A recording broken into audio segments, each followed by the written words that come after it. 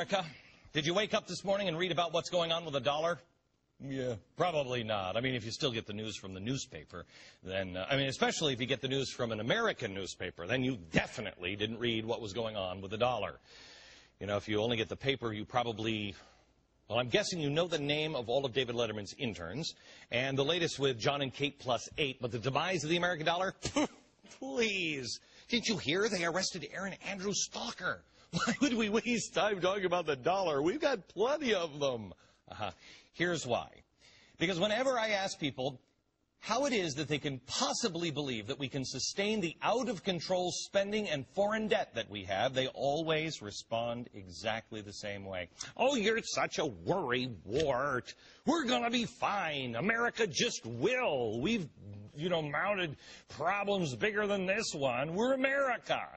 Okay, that's nice optimism, but what are you basing it on besides we're America?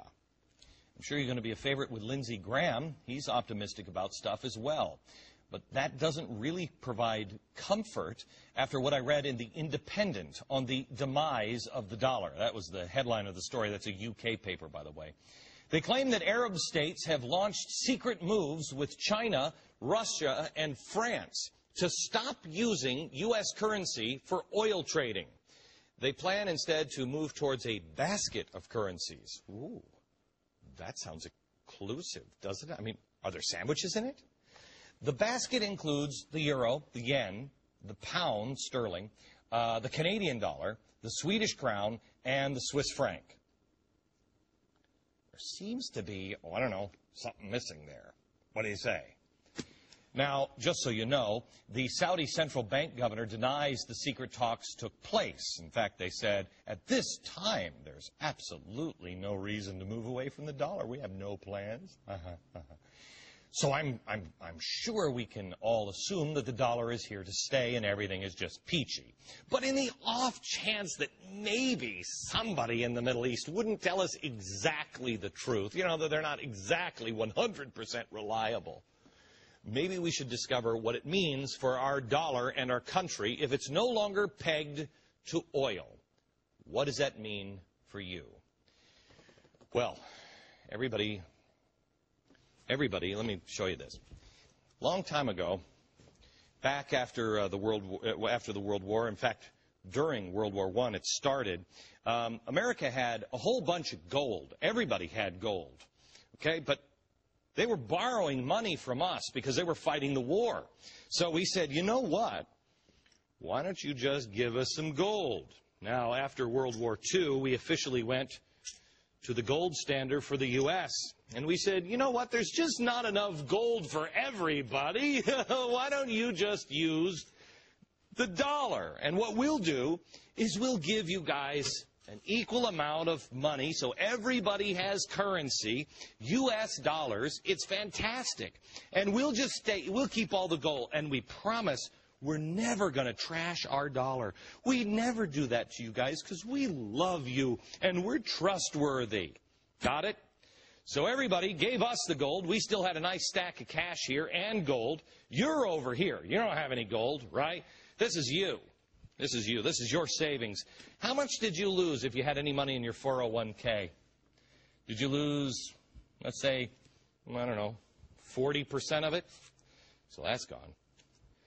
Now, did you know that the dollar has lost nearly 29% of its value in the last 7 years? 29%. All right. That's gone. Just gone. 9% of that drop was in the last 6 months alone. You now only have this much left. Now, you compare that to the basket of currencies. Oh, that nice basket that they're talking about. I love this.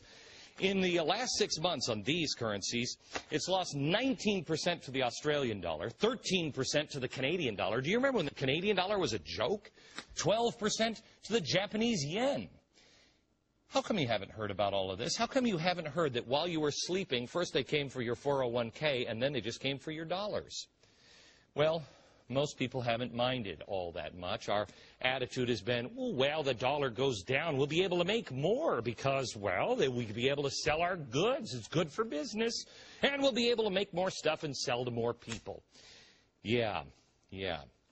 Well, here's what's happening. Now the rest of the world, see, oil is only traded in dollars. That's it. You can only buy oil with dollars. Well, if we go to the basket of currencies, they get the end of the dollar. Well, they don't need all of this already. China is divesting themselves of the dollar. They're just throwing this over here. They're just getting rid of those because what they're doing is they're buying up all kinds of stuff. They're buying up land. They're buying up minerals. They're buying up oil wells, all kinds of stuff. So they're getting rid of it. And everybody else, well, if the Gulf states get their way, well, they're just going to push all these dollars over to here, and they'll just trade in the basket of currencies, which, by the way, doesn't include the dollar. What does that mean? Oh, that means we have more money. That'll be great. Look at all the money we have.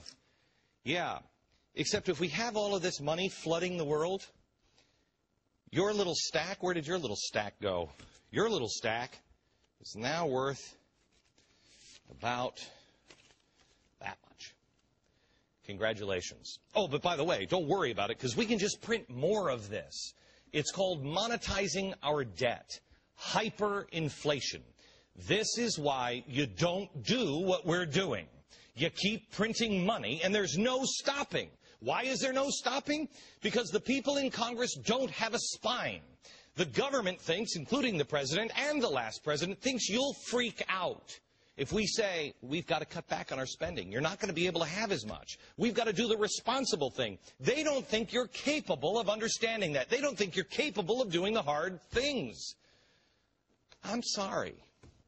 But if you're one of those people who think America will just always be there because we're America, let me make one thing very, very clear to you.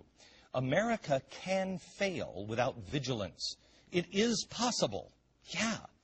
Wasn't it only back in January that we had a United States Congressman, Paul Kanjorski, say that America was 3 hours away from a complete economic and political collapse that would bring about martial law? I mean, I don't know if he was right on that one, but is it possible that it could happen? Let me ask you this. Do you remember what it felt? Close your eyes for a second. Do you remember what it felt like on September 11th? Do you remember how fragile this country felt? And we all thought, oh my gosh, it could be over tomorrow. Are you honestly telling me that you believe that this country is in better shape financially now than we were on September 9th, 2001? If you do, you're living in fantasy land. I mean, I expect tattoos. The plane! It can fail easily. The strongest can fail. Have you ever been to the Redwood Forest? In the Redwood Forest in California, these gigantic trees, they stand for hundreds and hundreds of years. They can withstand great storms and fires and earthquake. If you've never been to these forests, you have to go. They're unbelievable. Almost nothing can take them down. But there is something that can and has, something very small, very tiny, a little beetle. They get inside of the trees, and they start infecting. And little by little, they just continue to eat and consume, and they weaken the trees. And before you know it, the trees begin to fall. What mighty winds and storms and earthquakes and fires couldn't take down, a tiny little beetle can.